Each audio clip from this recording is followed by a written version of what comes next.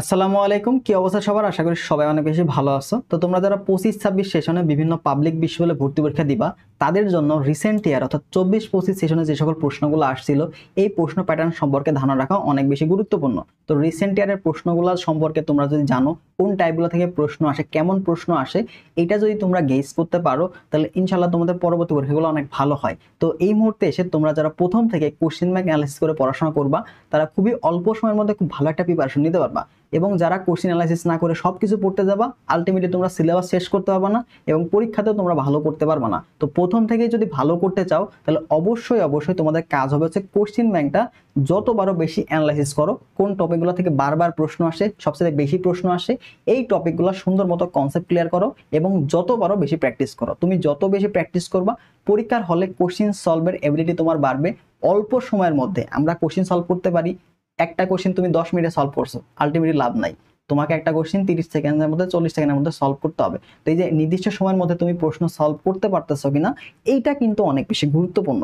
এবং এইটা তুমি যদি বাসায় বসে এমসিকিউ প্র্যাকটিস না করো নির্দিষ্ট সময়ের মধ্যে, তাহলে এটা কখনোই পসিবল না তোমার আয়ত্ত করা। তো এখন থেকে সবাই ভালো মতো কোশ্চেনগুলো সলভ করে থাকো। একটা অধ্যায় যত টাইপগুলো আছে, টাইপগুলোর অ্যানালাইসিস করো যে কোন টাইপগুলো বেশি গুরুত্বপূর্ণ। তো এইভাবে তোমরা পড়তে থাকো, ইনশাআল্লাহ তোমাদের একটা না একটা জায়গায় চান্স হয়ে যাবে। এবং এই ক্লাসে আমরা যে সকল প্রশ্নগুলো সলভ করাবো 24-25 আসা, এখান থেকে দেখবে যে একটা না একটা প্রশ্ন ভিন্ন কোনো বিশ্ববিদ্যালয়ে চলে আসছে। টাইপগুলো অনেক গুরুত্বপূর্ণ, আবার হুবহু প্রশ্ন অনেক সময় চলে আসতে পারে, এরকম ভাবে কিন্তু প্রশ্ন আসে। তো প্রশ্নগুলো অবশ্যই গুরুত্বপূর্ণ। কথা না বলে চলো শুরু করি। তো আমাদের প্রথম যে প্রশ্নটা দেখো, ম্যাট্রিক্সের গঠন, এই যে এই টাইপটা থাকে বা এরকম প্রশ্ন রাবিতে এর আগে আসে নাই, বা অন্যান্য ভার্সিটি বা এগুলো কিন্তু বোর্ডে আসে। এই টাইপের প্রশ্ন প্রায় বোর্ডে আসতে দেখা যায়, তো এগুলো রাবিতে আসছে। তো দেখো এই টাইপটা থেকে এবার হয়তো অন্য কোনো ভার্সিটিতে তোমাকে দিবে, তো তুমি আগে থেকে জেনে রাখলা, তাহলে যখনই তোমার সলভ করতে দিবে তুমি পারবা। দেখো এখানে তোমাকে ম্যাট্রিক্স দেওয়া আছে AIJ 2/2 ক্রম, কি 2/2 ক্রম মানে দুইটা সারি দুইটা কলাম আছে, যেখানে AIJ, ঠিক আছে, এটা হচ্ছে ভুক্তি। তাহলে এই ভুক্তির মানটা তোমাকে বের করতে হবে, এই যে এই মানগুলা বের করতে হবে, ঠিক আছে। যেখানে ভুক্তির মান বের করার জন্য তোমাকে একটা শর্ত দেয়া আছে, এইটা তোমাদের শর্ত, এবং এই শর্ত সাপেক্ষে ভুক্তির মান হবে কি এইটা, ঠিক আছে। যেখানে আই, এই আইটা কি নির্দেশ করছে? আই হচ্ছে তোমার সারি সংখ্যা, আই হচ্ছে সারি নাম্বার, এবং যে এই যেটা হচ্ছে আমাদের কলাম নাম্বার, ঠিক আছে। তো আমরা 2/2 ক্রমের যদি একটা ম্যাট্রিক্স, যেটা এই ভুক্তি হচ্ছে AIJ, তাহলে দেখো এখানে ভুক্তিগুলো আমরা লিখি। দেখো A11 আমরা জানি না, প্রথম সারি প্রথম কলাম, তারপর কি হবে A12 প্রথম সারির দ্বিতীয় কলামে যে ভুক্তিটা হবে, তারপর দেখো A21 প্রথম সারির প্রথম কলাম, দ্বিতীয় সারির প্রথম কলাম, এরপর দেখো দ্বিতীয় সারির আমরা হচ্ছে দ্বিতীয় কলাম। তো এভাবে আমরা কি করি বলতো, ম্যাট্রিক্সের গঠনটা আমরা করে নিই। তো তোমাদের এই ভ্যালুগুলো বের করতে হবে, ঠিক আছে। এই যে ভুক্তিগুলো দেখছো না, এই ভ্যালুগুলো বের করতে হবে। তো এই ভ্যালুগুলো বের করার জন্যই তোমাকে এখানে মান দেওয়া আছে। দেখো তুমি I+J অর্থাৎ সারি এবং কলামের সংখ্যা যোগ করে একটা পাবা, তারপর হচ্ছে 2I - J, এখানে I এর জায়গায় সারি বসাবা, যে জায়গায় কলাম বসাবো, বসালে মান পেয়ে যাবা। তো এই মানগুলো আমি কখন অ্যাপ্লাই করব? যখন I does not equal J, তার মানে সারি এবং কলাম সংখ্যা সমান হবে না। দেখো তো সারি এবং কলাম সংখ্যা সমান নাই কোথায়? যে 1 2 এটাতে সমান নাই, তারপর 2 1 এটাতে সমান নাই, তাই না? তাহলে আমরা দেখো A does not equal J, তাহলে এর জন্য কি শর্ত পাবো? এর জন্য পাবো হচ্ছে I+J, এই কন্ডিশনে আমি ভ্যালু পাবো। তাহলে এটা কোন কোন ভুক্তির জন্য হচ্ছে? A12, তাহলে বসায় দাও, 1 কি বসাবা? I এর জায়গায় 2 বসাবার যে জায়গায়, তাহলে দেখো 1 + 2 তার মানে কি 3 তুমি পেয়ে গেলা। তারপর আমাদের কি হবে? A21, এই যে I does not equal J, তাহলে I আর J সমান, সারি এবং কলাম সমান না, তাহলে এই যে এটা 2I। তাহলে আমরা দেখো I এর জায়গায় কি বসাবো? I এর জায়গায় 2 বসাবো, আর J এর জায়গায় কি বসাবো? 1, তাহলে এটাও হচ্ছে 3 হয়ে গেল। এবার আসো আমাদের কি দ্বিতীয় শর্ত হচ্ছে I equal J, মানে সারি এবং কলাম সমান হবে। তাহলে সারি এবং কলাম কখন সমান হবে? দেখো তো I equal J, তাহলে I equal J যদি সমান হয়, তাহলে এটার ভ্যালু আমরা কি বসাবো? এটার ভ্যালু বসাবো হচ্ছে 2I - J। তাহলে এটা কখন কখন হবে? দেখো A11 এটার জন্য হবে, তাহলে I এর জায়গায় 1 বসাবো, আর J এর জায়গায় 1 বসাবো, তাহলে দেখো 2 × 1 - 1, তার মানে এটা ভ্যালু কত? 2 × 2 - 1 মানে 1 তুমি পেয়ে গেলা। তারপর দেখো 2 2, তাই না? A22 তম ভুক্তি, তাহলে এখান থেকে আলটিমেটলি দেখো 2 2 × 4 মান বসায় 2 × 2 - 2, 2 2 4 - 2, তাহলে এই যে ভ্যালুগুলো এখানে বসায় দাও। দেখো 1 1 এর জন্য কি পাইছি? 3 পাইছি। 1 2 এর জন্য কি পাইলাম? 1 2 এর জন্য পাইলাম হচ্ছে, আচ্ছা সরি এটা একটু ভুল হয়ে গেল, আমি হচ্ছে 1 1 এর জন্য পাইছি হচ্ছে 1 1 1 এর জন্য পাইছি 1 1 2 এর জন্য পাইছি 3। সেম ভাবে দেখো A21 21 এর জন্য পাইলাম 3, এবং A22 এর জন্য পাইছি 2। তাহলে এইটাই হচ্ছে আমাদের নির্ণয় ম্যাট্রিক্স। তাহলে এই যে ম্যাট্রিক্সটা দেখো কই দেওয়া আছে? 1 3 1 3 3 2, প্রথম যে অপশনটা, এখানেই আমাদের রাইট অ্যান্সার দেওয়া আছে। তো এইভাবে আমরা খুবই ইজিলি আমাদের জাস্ট কন্ডিশন থেকে যে মানটা আছে আই এর জায়গায় সারির সংখ্যা, যে জায়গায় কলাম সংখ্যা বসাই দিবা মান পেয়ে যাবা। I does not equal J, তার মানে সারি এবং কলাম সমান না। আই ইকুয়াল জে, তার মানে সারি এবং কলাম সমান, ওই অনুযায়ী ভুক্তিগুলো বসাই দেবা খুবই ইজিলি। ঠিক আছে, জাস্ট কনসেপ্টটা বোঝানোর জন্য আমি একটু ডিটেলসে করে দিলাম। পরের প্রশ্ন দেখো, পরের প্রশ্ন আমরা কিভাবে সলভ করবো দেখো। এই যে এবার সি দিয়ে আছে, একই প্রশ্ন 24-25 রাবিতে আসছে, অন্য একটা শিফটে আসছে। তাহলে এখানকার আমাদের ম্যাট্রিক্সের গঠন কেমন হবে দেখো, C1 হবে, তারপর C12 হবে, তারপর C21 হবে অ্যান্ড C22 হবে। তো এই ভ্যালুগুলো আমরা ইজিলি বের করতে পারবো না এখন আমরা দেখে কিন্তু বের করতে পারবো। দেখো C11 এর জন্য সারি এবং কলাম সমান, তাহলে এটা কি 2i - j, তাহলে দেখো 2 দুগুণে 4, এই যে সরি 1 এর জন্য 11 এর জন্য, তাই না? তাহলে 2 1 2 আর 1 3, তার মানে এখানে হয়ে গেল 3। ঠিক আছে, পরবর্তী দেখো 1 2 মানে কি সারি এবং কলাম সংখ্যা কিন্তু সমান, তাহলে ভ্যালু কি হবে 1 + 2j, তাহলে এখানে হবে 1। আর j মানে কি, j মানে হচ্ছে 2, 2 দুগুণে 4, তাহলে দেখো আমরা 4 আর 1 কত 5 পেয়ে গেলাম।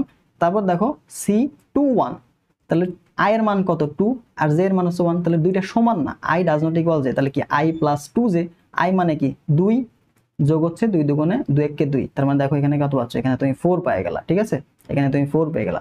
পরবর্তী দেখো 2 2 মানে কি দুইটাই সমান, তাহলে দেখো 2i + j, তাহলে i এর জায়গায় কি বসাবা 2 বসাবা, j এর জায়গায় 2 বসাবা, 2 দুগুণে 4 আর 2 কত 6, এই যে 6।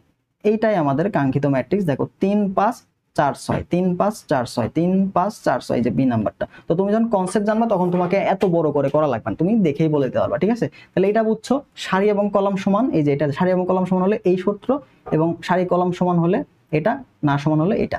এইভাবে আমরা জাস্ট মানগুলা বসাই দিব, সারির মান বসাবা, কলাম মান বসাবা, আয়ের জায়গায় সারি। ঠিক আছে, আয়ের জায়গায় কি বসাবা, আয়ের জায়গায় হচ্ছে সারি বসাবা, এবং যে জায়গায় কি বসাবা, যে জায়গায় কলাম বসাবা, ব্যাস তোমার শেষ, কাহিনী শেষ। ঠিক আছে, আচ্ছা পরবর্তী প্রশ্ন যাই চলো।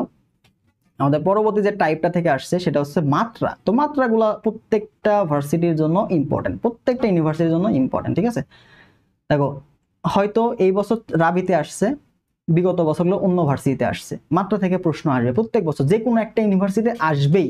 তুমি তো একটাতে দিবা না, তুমি তো অনেকগুলোতে দিবা, তাই না? তো এই টাইপটা, এই যে এই প্রশ্নটাই ভাই এমন কোন ইউনিভার্সিটি যে আসে নাই, ঢাবিতে রাবিতে জাবিতে চবিতে গুচ্ছে সব জায়গাতে আসছে, হয়তো ভিন্ন ভিন্ন সালে আসছে, বাট এই বছর 24-25 সেশন আসছিল এই প্রশ্নটাই। দেখো a + b, মাথায় রাখবা যোগ ফলের মাত্রা কি হয়, সেম হয়। তাহলে এই দুইটা যোগ করা কখন পসিবল হবে, যখন a এর মাত্রা এবং b এর মাত্রা সমান হবে, a এর মাত্রা b এর মাত্রা সমান হবে, বা b ট্রান্সপোজের মাত্রা সমান হবে। তাহলে এর মাত্রা কত, এর মাত্রা দেখো 5/4 না, 5/4। ঠিক আছে, এর মাত্রা 5/4, তাহলে b ট্রান্সপোজের মাত্রা অবশ্যই 5/4ই হবে, 5/4ই হবে। ঠিক আছে, দুইটার যোগফলের মাত্রা সেম, দুইটার যোগফলের মাত্রা কি হবে, সেম থাকবে। তার মানে আমাদের জানি কি a + b ট্রান্সপোজ এর মাত্রাটা কত হবে, যে কোনো একটা সমান, কারণ যোগ হইতে হলে দুইটা মাত্রা সমান হইতে হয়। তাহলে এর মাত্রা কত, এর মাত্রা তুমি পেলে হচ্ছে 5/4। ঠিক আছে, যেটা আমরা এদিকে নিয়ে আসি, এর মাত্রা পাইলে এটা। এবার তোমাকে কি করতে হবে, গুণফল গুণ ইন্টু কত, সি এর মাত্রা, আচ্ছা গুণ সি এর মাত্রা কত দেখো তো ভাই, সি এর মাত্রা হচ্ছে 4/3, 4/3। তাহলে আমরা গুণের শর্ত থেকে জানি, দেখো তো, এর মাত্রা যদি m/n হয় এবং বি এর মাত্রা যদি n/p হয়, তাহলে আমাদের যে ab পাবো, এই ab এর মাত্রাটা কি হবে, আমাদের দেখো প্রথমটার কলাম সংখ্যা দ্বিতীয়টার সারি সংখ্যা, এই দুইটা সমান না, এই যে প্রথমটার কলাম দ্বিতীয়টার সারি সংখ্যা সমান, তাহলে সমান যে পার্টটা এটা বাদ দেখলে অবশিষ্ট যে পার্টটা থাকবে যে m/p, এটাই হবে আমাদের গুণফলের মাত্রা, প্রথমটা দ্বিতীয়টার শেষটা। ঠিক আছে, m/p। ওকে, তাহলে এইখানেও আমাদের দেখো গুণফলের মাত্রা যদি বের করতে চাই, তাহলে দেখো এই যে এটা আছে আমাদের কমন পার্ট না, দেখো এটাও কি 4, এটাও 4, প্রথমটার কলাম দ্বিতীয়টার সারি সমান, তাহলে অবশিষ্ট যা থাকলো 5 3, এটাই হবে আমাদের গুণফলের মাত্রা না, এটাই আমাদের গুণফলের মাত্রা কত 5/3। তাহলে আমাদের টোটাল যে মাত্রাটা এই a + b transpose into c, এটার মাত্রা কত হচ্ছে 5/3, এটা হচ্ছে আমাদের সি নাম্বার आंसर। তো এইভাবে মাত্রাগুলা গুরুত্বপূর্ণ, মাত্রাগুলা মোস্ট ইম্পর্টেন্ট। যদি b এর মাত্রা b ট্রান্সপোজের সুবিধা হয় তোমাদের, দেখো b, এই b এর মাত্রা কত, b এর মাত্রা দেখো হচ্ছে 4/5, আমি একটু ভেঙে দিই, অনেকে হয়তো পারবা না। b ট্রান্সপোজ এটার মাত্রা হবে হচ্ছে সারি কলাম এক্সচেঞ্জ হয়ে যাবে, তো দেখো 5 এবং 4, সারি যাবে কলামের কাছে, কলাম যাবে সারির কাছে। ওকে, পরবর্তীতে আসো, আমাদের মাত্রা নির্ণয়ের আরো কিছু প্রশ্ন আছে, যেটা রাবি 24-25 সেশনে আসছে অন্য একটা শিফটে। দেখো এখানে তোমাকে দুইটার গুণফলের উপরে ট্রান্সপোজ। ঠিক আছে, তাহলে আমাদের এটা হচ্ছে a এর মাত্রা, এটা হচ্ছে b এর মাত্রা। ঠিক আছে, আমরা এখান থেকে বলে দিতে পারবো, দেখো ab এর মাত্রাটা কত আসছে, ab, এই ab এর মাত্রাটা কত আসছে দেখো তো, এই যে প্রথমটার কলাম দ্বিতীয়টার সারি বাদ, অবশিষ্ট অংশ কি থাকলো 5/5 না, ab এর মাত্রা কত হলো 5/5। ঠিক আছে, ab এর মাত্রা 5/5।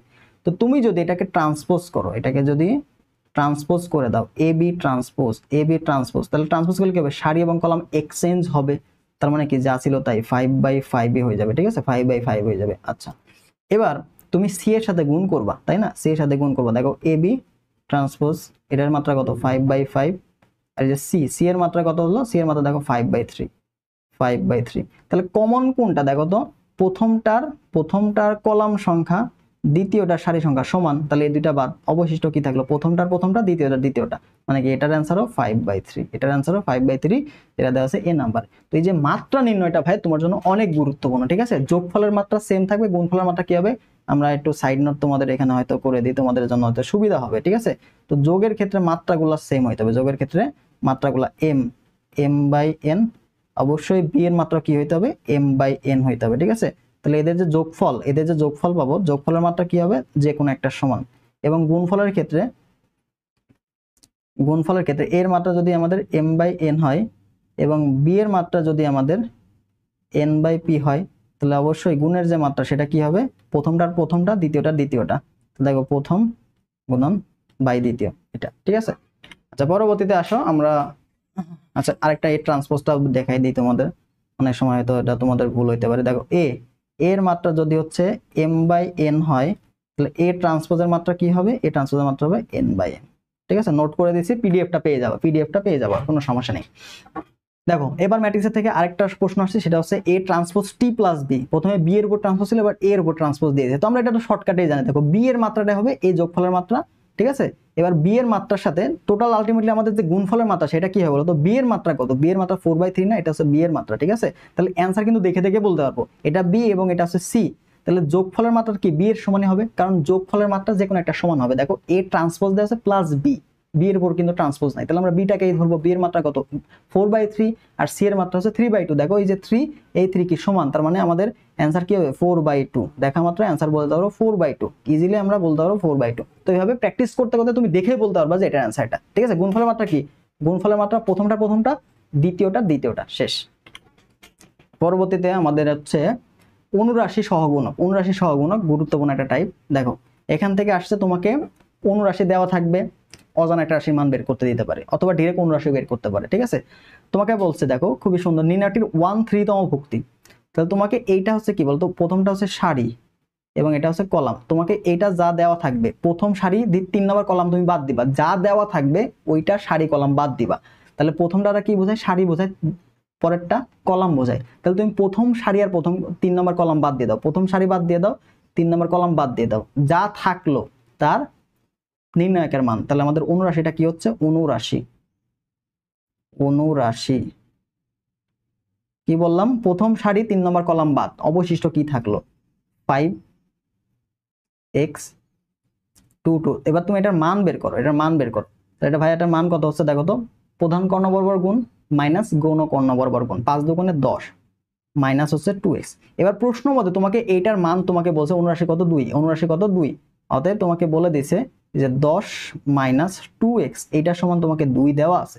দেখো এখান থেকে তুমি সমাধান করে দেখো পাচ্ছ কি 2x, এটার সমান পাচ্ছ 10 মাইনাস 2, তার মানে তুমি পাচ্ছ কত 8, আর এখানে x এর মান বের করলে 2 ভাগ হয়ে যাবে, তাহলে ভাগ 2, অতএব x এর মান তুমি পেয়ে গেলা কত বলতো 4। তাহলে x এর মান কত 4, তার মানে অজানা রাশির মানটা কত হচ্ছে 4। এরকম প্রশ্ন তোমাকে দিবে, হয় ডিরেক্ট বলবে 1/3তম ভুক্তির অনুরাশি বের করো, অথবা x এর মান। তো তোমাকে দেখো 1/3তম ভুক্তিটা না দিয়ে তোমাকে জাস্ট ভুক্তি দিল, দেখো 1/3তম ভুক্তি মানে কি, প্রথম সারি 3 নম্বর কলাম, মানে এই যে 6, বলবে যে এই 6 এখানে না দিয়ে বলবে যে 6 এর অনুরাশি বের করো। তাহলে 6 এর অনুরাশি মানে কি, 6 যেই সারিতে অবস্থান করছে এবং যেই কলামে অবস্থান করছে ওইটা তুমি বাদ দিয়ে দিবা, ঠিক আছে।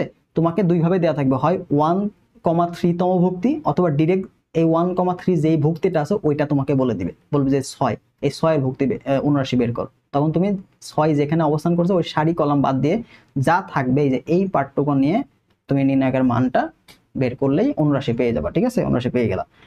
পরের টপিকটা দেখো, এখানে আসছে হচ্ছে পরবর্তী অন্য একটা শিফটে তোমাকে সহগুণক থেকে দিছে, প্রথমে দিল কি অনুরাশি, এবার দিছে সহগুণক। তো সহগুণকটা মাথায় রাখতে হবে, সহগুণকটা কি হবে, সহগুণক এবং অনুরাশির মধ্যে সম্পর্ক, সহগুণকটা হচ্ছে সহগুণকের চিহ্ন থাকবে, সহগুণক কি থাকবে, চিহ্ন থাকবে -1, এর পাওয়ার হবে হচ্ছে তোমার i প্লাস জে, i মানে তো আমরা জানি সারি এবং যে মান আছে কলাম, ইন্টু গুণ হচ্ছে 79, গুণ হচ্ছে 79। তো 79 বের করা তো আমরা দেখলাম, জাস্ট 79 সামনে তুমি চিহ্ন দিয়ে দিবা, তাহলে এটা সহগুণক হয়ে যাবে। ঠিক আছে, তাহলে চলো -1।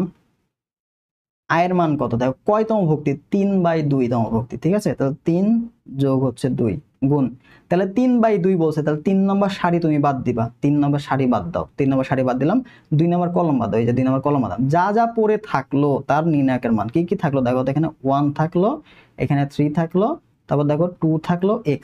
ঠিক আছে, 2 থাকলো x।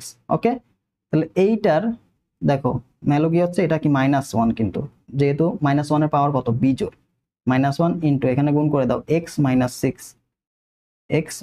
6।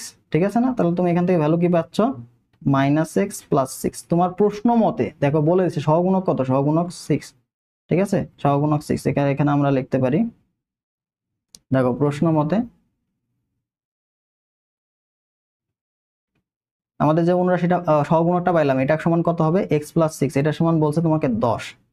তার মানে -x এটা সমান কত, 10 - 6 মানে কত, 4 পাইলা। তবে x এর মান তোমাকে বের করতে বলছে, তাহলে -4, এটার आंसर কি হবে, -4। তো এইভাবে আমরা অনুরাশি এবং সহগুণকগুলো বের করব। ঠিক আছে, তাহলে অনেক বেশি তোমাকে প্র্যাকটিস করতে হবে।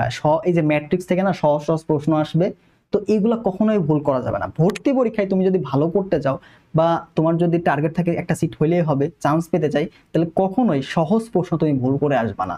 কারণ সহজ প্রশ্ন ম্যাক্সিমাম স্টুডেন্ট পারবে, তুমি যদি এটা ভুল করে আসো এই মার্কটা কমে যাবে, তোমার চান্স মিস যাবে কঠিন প্রশ্ন ভুল করার কারণে না। তুমি যদি সহজ প্রশ্ন ভুল করে আসো না, তাহলে তোমার চান্স মিস চলে যাবে। কারণ কঠিন প্রশ্ন তুমিও যেমন পারবে না, বাকি 10 জন তেমন পারবে না, বাট সহজ প্রশ্ন তুমি না পারলেও বাকি 7-8 জন পারবে। মাথায় বোঝা গেল? এটা কিন্তু বোর্ড পরীক্ষা না ভাই, এটা হচ্ছে তোমার একটা কম্পিটিটিভ পরীক্ষা।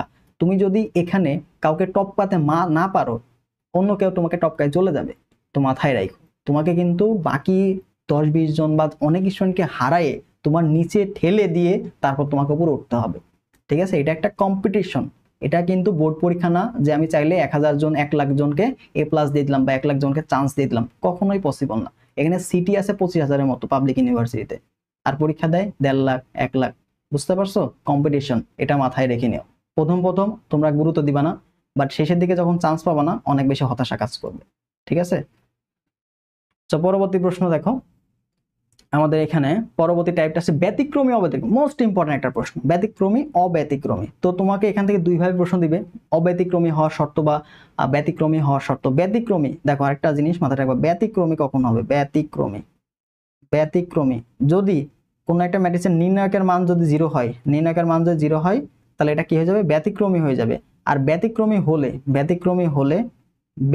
হলে এ ইনভার্স সম্ভব নয়, এ ইনভার্স সম্ভব নয় মানে কি, বিপরীত ম্যাট্রিক্স সম্ভব নয়। তোমাকে কিন্তু দুই ভাবে প্রশ্ন দিতে পারে, বলবে যে আলফা একটা অজানা রাশি, মানে যেরকম XYZ দিয়ে বললো যে x এর মান কত হলে বিপরীত ম্যাট্রিক্স নির্ণয় সম্ভব নয়, তার মানে তুমি তখন মডুলাস a = 0 করে দিবা, ওখান থেকে সমাধান করে x এর মান পেয়ে যাবে, ওই মানের জন্য বিপরীত ম্যাট্রিক্স নির্ণয় করা সম্ভব নয়, বা ওই মানের জন্য ম্যাট্রিক্সটা ব্যতিক্রমী হবে। এখানে বলছে অব্যতিক্রমী। তো অব্যতিক্রমী কখন হবে, যখন ম্যাট্রিক্সের নির্ণায়কের মানটা শূন্য হবে না, তখন এটা অব্যতিক্রমী হবে, আর শূন্য হলে ব্যতিক্রমী হবে।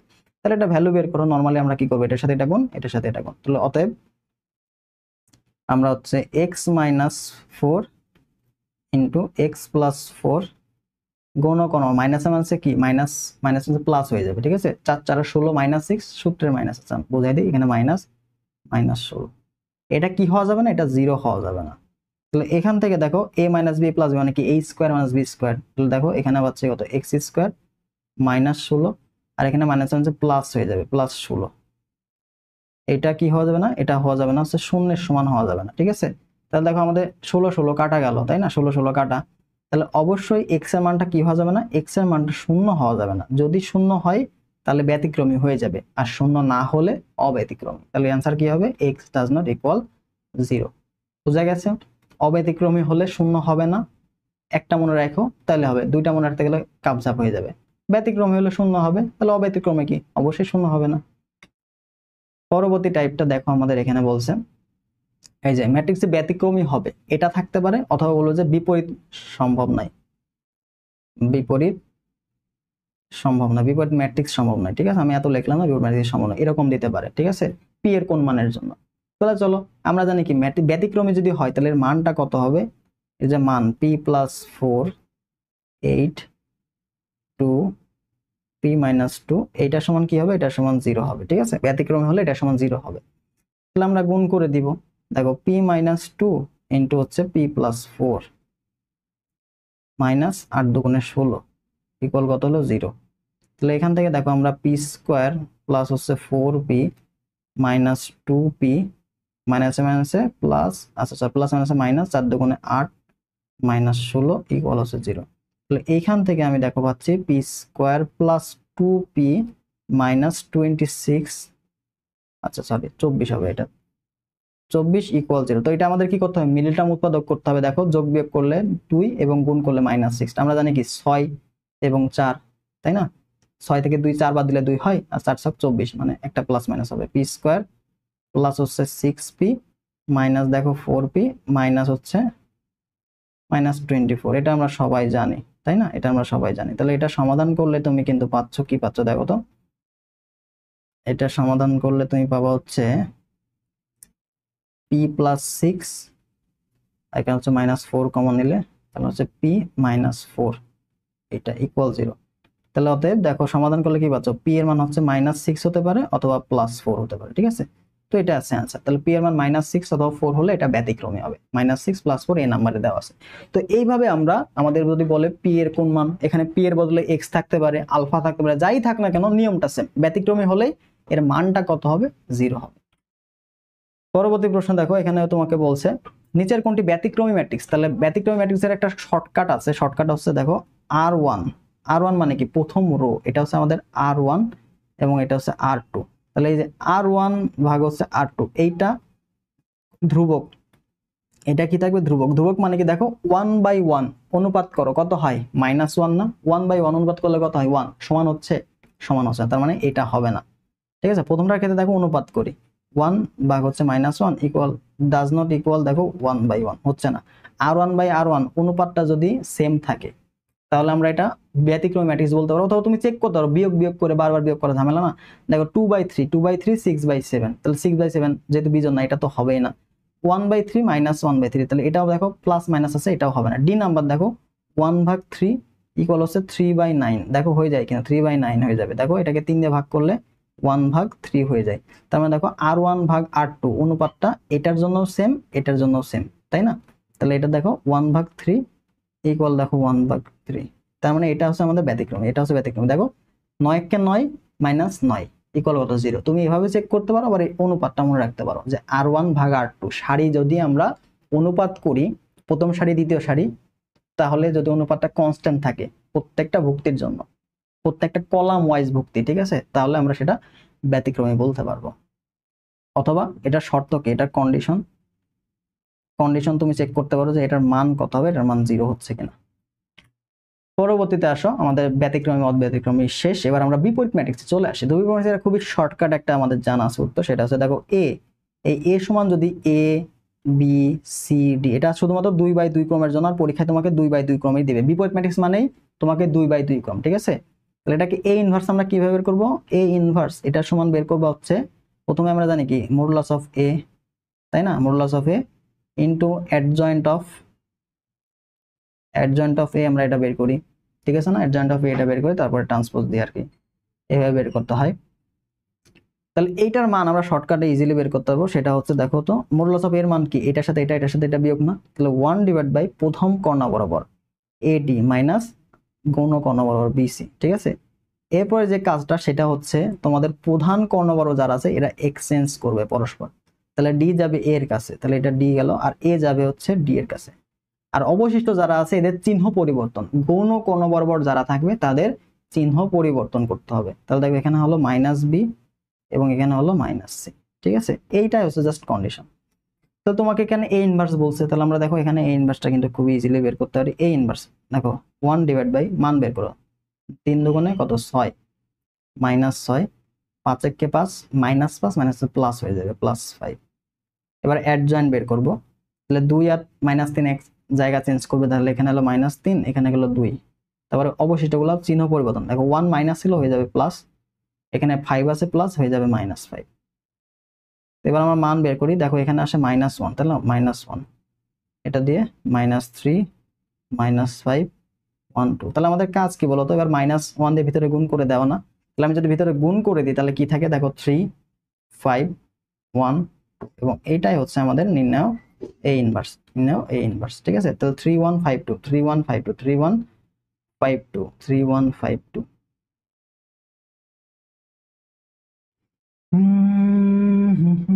আচ্ছা, এখানে তোমার -1 হবে, এখানে -1 দিয়ে ভাগ করলে আমরা -1 পাবো, এখানে -1 পাবো, আর এখানে 2 ছিল, তাহলে এখানে আমাদের মাইনাস হবে, -1 -2। তাহলে দেখো 3 5 -1 -2, সি নাম্বারটা আমাদের রাইট আনসার। তো এইভাবে আমরা বিপরীত ম্যাট্রিক্সটা খুবই ইজিলি বের করতে পারবো। ঠিক আছে, জাস্ট 1 নিচে মান বের করবা, প্রধান কর্ণ বরাবর এক্সচেঞ্জ করবা, গৌণ কর্ণ বরাবর চিহ্ন পরিবর্তন করবা। তাহলে এই যে আমরা চিহ্ন মাইনাস ছিল হয়ে গেছে প্লাস।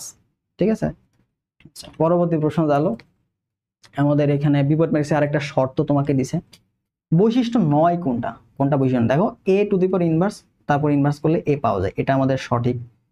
এ বি ইনভার্স 1 এইটা হবে না, এ বি ইনভার্স 1 এর সময় কখনো তুমি a ইনভার্স এটা হবে না। এ বি উপরে ইনভার্স করবা, করে তুমি যদি আলাদাভাবে a ইনভার্স বের করো, তারপর b ইনভার্স বের করে গুণ করো, এটা কখনোই সমান হবে না, এটা বৈশিষ্ট্যের মধ্যে পড়ে না। বাকি যেটা a ট্রান্সপোজ তারপর মাইনাস করলে এটা হবে ba ইনটু a ইনভার্স 1। দেখো a into a inverse 1, a into a inverse 1, এটা পেলে আমরা কি পাবো, আইডেন্টিটি ম্যাট্রিক্স পাবো। ঠিক আছে, এটা আমাদের জন্য গুরুত্বপূর্ণ। অনেক সময় তোমাকে দিবে যে এ বি এটা সমান সি, এ ম্যাট্রিক্সের মান তোমার জানা নাই, তোমাকে তখন এর মানটা বের করতে হবে, সি ইনটু বি ইনভার্স 1। ঠিক আছে, তো বিপরীত ম্যাট্রিক্সের কনসেপ্টটা কিন্তু লাগবে। আর দেখো দুইটা ম্যাট্রিক্স তুমি যদি গুণ করে দাও, একটা ম্যাট্রিক্স আর বিপরীত ম্যাট্রিক্স, তাহলে কি হবে, আই পাওয়া যাবে। এটা যত ক্রমের আইটা ঠিক তত ক্রমের। আই আমরা কি জানি, আইডেন্টিটি ম্যাট্রিক্স কিভাবে বের করতে হয়, এই যে 1 0 0 1, এটা কত ক্রমের, এটা হচ্ছে 2/2 ক্রমের। ঠিক আছে, 2/2, 3/3 হলে 3টা 3.5টা কলাম। ঠিক আছে, পরবর্তী প্রশ্ন দেখো, তোমাকে বলছে নির্ণায়কের মান। তো নির্ণায়কের মানগুলো আমরা খুব ইজিলি বের করবো। দেখো এইটাতে বিসিসিএ এরকম প্রশ্ন দেওয়া থাকলে না বেশিরভাগ অ্যান্সার 0 হয়। কিভাবে 0 হয় দেখো, আমাদের এই কলামের দিকে তাকাও, আমরা দেখবো কলামের সাথে কোনোভাবে যোগ বিয়োগ বা কোনো কিছু গুণ করলে একটা কমন ফ্যাক্টর আনা যায় কিনা। তাহলে দেখো এই যে এই পার্টের সাথে তুমি যদি এ গুণ করে দাও, দেখো এখানে এ বি সি হয়ে যাচ্ছে, আর এখানে এ কাটা যাচ্ছে, যেহেতু গুণ করছে ভগ্নাংশ আছে, প্রথম কলাম ওয়াইজ আমরা গুণ করবো। তাহলে দেখো প্রথমে যদি তুমি এ নিয়ে নাও তাহলে এটা আসছে। এখানে যদি বি গুণ করো, দ্বিতীয় কলামকে তুমি যদি বি গুণ করো, দেখো এ বি কাটা যায়, আর এখানেও কিন্তু এবিসি আসছে। দেখো এই যে সি এ আছে, বি অনুপস্থিত, এবিসি আসলো। এখানে দেখো এখানে সি অনুপস্থিত না, এবিসি আসছে বলে সি যদি গুণ করে দিই তাহলে এবিসি হয়ে গেল, আর দেখো এসি কাটা। আমি কিন্তু নিচের লাইনটাকে ভগ্নাংশ না কাটার জন্য করতেছিলাম, দেখলাম যে উপরের লাইনটাতে কমন ফ্যাক্টর চলে আসে। তাহলে দেখো প্রথম কলামে এ, দ্বিতীয় কলামে বি, দ্বিতীয় কলামে সি যদি আমি গুণ করে দিই, তাহলে এখানে পেলাম এ বি সি, তারপরে পেলাম হচ্ছে 1, তারপরে পেলাম এ গুণ করলে এ স্কোয়ার। দ্বিতীয় কলামে আসো, আমি বি গুণ করছি, তাহলে এখানেও পেলাম এ বি সি, এখানে পেলাম 1, আর এখানে বি আর বি গুণ করলে পাওয়া যাবে বি স্কোয়ার। 3 নম্বর কলামে দেখো আমি সি গুণ করছি, এখানে পাইলাম A B C, 1/c into C মানে 1 হয়ে যাবে, আর সি ইন্টু সি মানে এ স্কোয়ার। দেখো এখান থেকে যদি আমি এবিসি কমন নেই, প্রথম কলাম থেকে এবিসি কমন নিলাম, তাহলে এবিসি ইন্টু এবিসি, তাহলে কি হচ্ছে ভাই দেখো তো, 1 1 1 1 1 1 A square B square C square. তাহলে আমরা জানি কি, যখনই দুইটা রো সমান হবে, দুইটা রো যদি সমান হয় তাহলে টোটাল ম্যাট্রিক্সের মান, নির্ণায়কের মান কত হবে, 0। আবার যদি দুইটা কলাম সমান হয় সেই ক্ষেত্রেও কি নির্ণায়কের মানটা 0। এটা তো আমরা বেসিক জিনিস জানি, তাই না? তাহলে আমাদের দুইটা রো সমান হয়ে গেল, দেখো এই দুইটা রো কি হলো, সমান না, তাহলে এটার মান কি হবে, 0 হয়ে যাবে না? এটার ভ্যালু কি হয়ে যাবে, এটার ভ্যালু হয়ে যাবে 0। ঠিক আছে, এটার ভ্যালু হয়ে যাবে 0। তো এই টাইপের প্রশ্ন হলো ম্যাক্সিমাম উত্তর 0ই হয়। পরবর্তী প্রশ্ন দেখো, এখানে আমাদের বলছে এর মান 2 হলে, তোমাকে এটার ভ্যালু দিয়ে দিছে, এটার মান হচ্ছে 2, তাহলে কে এর মান কত? তাহলে তোমাকে বিস্তার করতে হবে, বিস্তার করে তোমাকে এর মানটা বের করতে হবে। ঠিক আছে, তাহলে যে কোনো একটা সারি বা কলামের সাপেক্ষে বিস্তার করতে, তাহলে প্রথম সারি বরাবর আমরা বিস্তার করে দিই। ঠিক আছে, প্রথম সারি বরাবর দেখো 1 নিলাম, তাহলে প্রথম সারি প্রথম কলাম বাদ, তাহলে কি থাকলো 2k, তাহলে এটা গুণ করবো, এটা গুণ করবো, তাহলে দেখো 2k মাইনাস হচ্ছে 12, দ্বিতীয় ভুক্তি মানে -1 এর জন্য প্রথম সারির সাপেক্ষে -1, তারপর দেখো এটা সারি, এটা কলাম বাদ, তাহলে 1k 1 × 3 গুণ করলে -3 পাবা এখানে, তারপর +1 আবার নাও, এটার সারি কলাম বাদ 4 - 2, এটার ভ্যালু তোমাকে দেওয়া আছে কত 2, ঠিক আছে। এবার সমাধান করে তোমাকে কে এর মানটা বের করতে হবে। তাহলে এইখান থেকে আমরা পাচ্ছি দেখো 2k, যেহেতু 1 দিয়ে গুণ করলাম 2k মাইনাস হচ্ছে 12, ঠিক আছে 2k মাইনাস 12। এবার -1 দিয়ে ভিতরে গুণ করলে দেখো -k পাচ্ছ, মাইনাস হচ্ছে +3,